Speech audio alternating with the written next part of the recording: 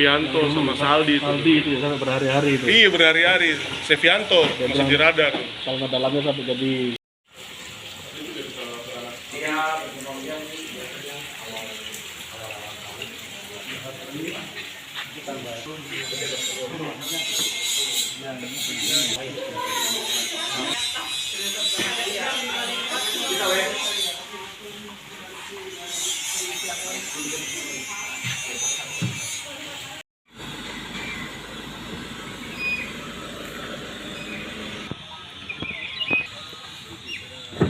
Ya, selamat siang Bapak Ibu semuanya yang kami hormati.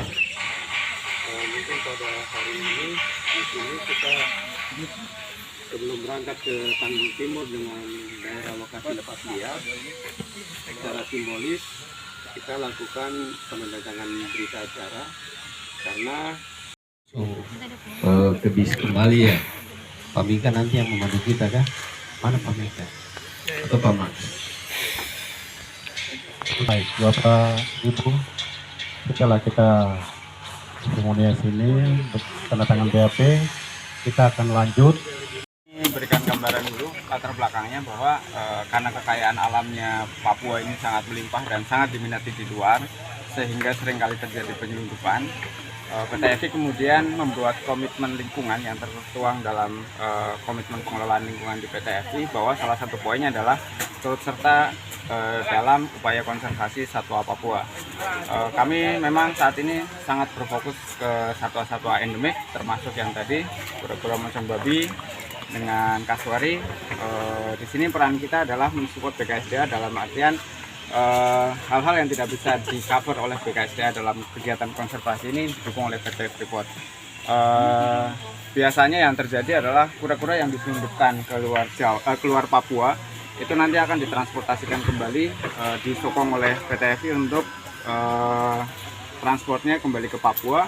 Kemudian selama perawatan di Papua ini PT FI yang melakukan supportnya, sehingga dari biasanya kan kami akan mengecek apakah satwa itu layak dilepasliarkan atau belum. Ketika belum layak dilepasliarkan akan diberikan perawatan. Kami bekerja sama dengan Dinas Peternakan untuk memberikan perawatan secara kesehatan kepada satwanya. Kemudian setelah dia layak untuk dilepaskan, PT FI akan mengakomodir kegiatan pelepasliaran ini, mulai dari transportnya, akomodasinya, dan lainnya. Itu Termasuk hari ini ya Mas? Termasuk hari ini. Seperti yang teman-teman tadi lihat kan, kita di sini memiliki beberapa fasilitas kandang transit seperti kandang burung, kandang kasuari di belakang, kemudian bangsal ikan yang kami fungsikan untuk kura-kura mocong babi tersebut. Jadi fasilitas ini adalah untuk mendukung upaya konservasi tersebut. Upaya konservasi yang dilakukan di tahun 2022 ini sudah berapa kali? Untuk tahun 2022 ini yang kali ini yang sudah dilaksanakan. Kemudian sebelumnya di tahun 2021 kita sebenarnya sudah melepaskan juga burung yang dari kandang burung kita. Kemudian saat ini kita masih bekerja sama dengan intens untuk beberapa hal. Ada kemungkinan repatriasi lagi yang akan dilakukan, masih dalam ongoing, masih dalam proses. Kemudian kita melihat dulu, mereview dulu dia seperti apa. Pertama adalah dia takut dengan manusia atau enggak. Itu yang pertama kami kaji. Ketika dia tidak takut dengan manusia, biasanya kami akan membuat istilahnya gerakan terpola yang memunculkan rasa takut kepada manusia. Kemudian yang terutama adalah pakannya. Pakannya kami akan mengetes apakah dia sudah bisa makan makanan buah-buah hutan atau belum.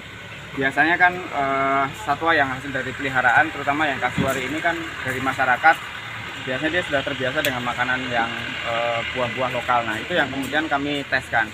Biasanya memang kasuari satwa secara umum biasanya tidak serta-merta langsung makan buah liar. Biasanya kami akan campurkan dulu. Jadi biasanya ketika kasuari katakanlah mereka terbiasa makan pisang, pisang akan kita campurkan dengan buah-buahan hutan.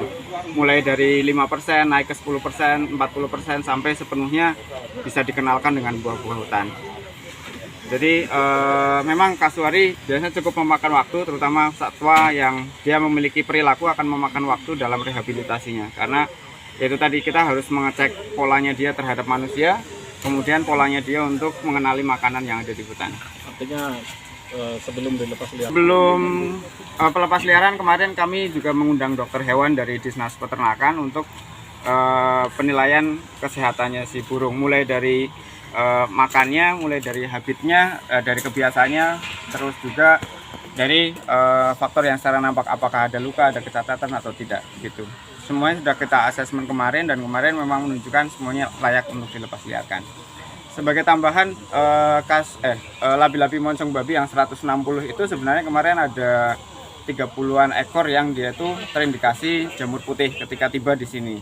Itu kami karantina, kami pisahkan. Jadi yang kolam besar yang sehat, kemudian kami pisahkan kolam kecil untuk mendapatkan perawatan sampai jamurnya kemarin sembuh. Jadi kemarin setelah asesmen dari dokter hewan dicek, sudah tidak ada lagi indikasi jamur putih yang ada di kura-kuranya. Demikian. Jadi yang tersisa nanti dilepas liarkan kemudian atau tetap di untuk Semua akan dilepas liarkan.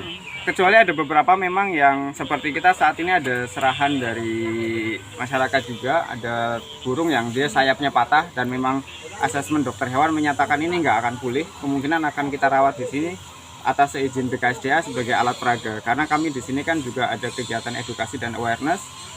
Ketika ada siswa yang datang ke sini, itu yang kami kenalkan terhadap satwa-satwa tersebut, dan istilahnya kita mengenalkan juga betapa perburuan itu berimbas seperti itu, terutama ketika kita menunjukkan satwa yang istilahnya terluka karena perburuan itu. Jadi ya, dari data selama ini memang masih banyak kah hewan? data validnya belum ada, tapi sangat, kalau kita melihat di forum-forum jual beli timika itu kan trennya sangat tinggi. Ada ular, ada burung, kemudian juga ketika kita jalan ke timika yang kadang-kadang orang dipajang saja di pasar, di pinggir jalan itu kan banyak sekali yang dipajang.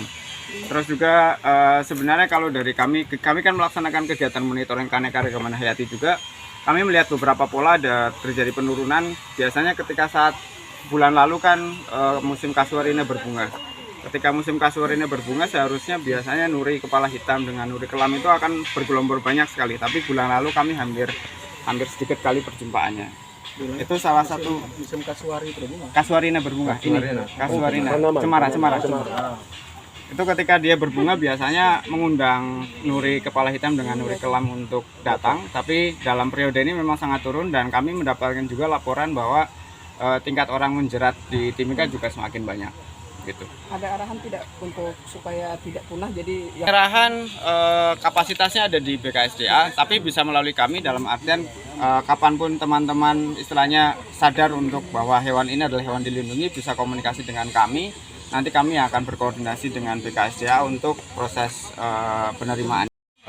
Mungkin kita karena sudah setengah 10, kita mulai bergerak jam 10 kurang, kita dari sini nanti ke Nayaro nanti kembali kalau tidak ada masalah, mungkin sebelum jam 4 setengah 5 itu kita sudah balik.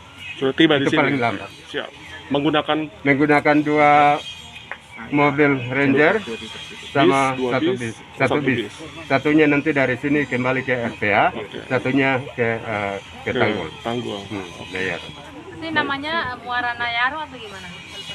Ini larinya Hutan Iwawa. hutan Iwawa. Hutan Iwawa. Ya, jadi ada di situ ada satu hutan yang mereka anggap sebagai apa? Habitat. Jadi yang sebelumnya kami lakukan pelepasan di situ juga tahun lalu. Naik skip lagi. Ya nanti pakai fiber. Kalau speed susah masuk ke atas. Nah, jadi nanti kita dari menyeberang satwa-satwa ini nanti pakai fiber.